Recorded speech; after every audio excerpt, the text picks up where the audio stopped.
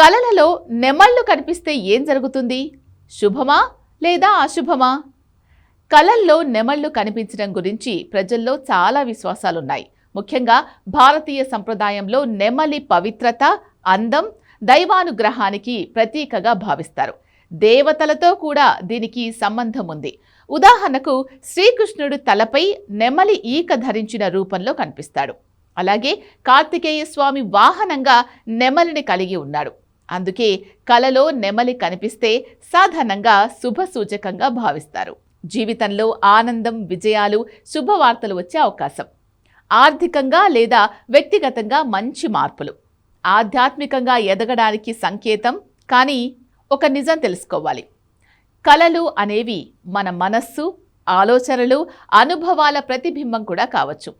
శాస్త్రీయంగా చూస్తే ఇక భవిష్యత్తును ఖచ్చితంగా చెప్పే సూచనలు కావు. ఇక సారాంశం వచ్చేసి, కలలో నెమలి కనిపిస్తే దాన్ని శుభంగా భావించడం సంప్రదాయం. కానీ జీవితంలో మార్పులు రావడానికి ముఖ్యమైంది మన ప్రయత్నం, ఆలోచన, కృషి. భక్తితో దేవుణ్ణి స్మరించుకుంటూ ముందుకు వెళ్ళడం మంచిది.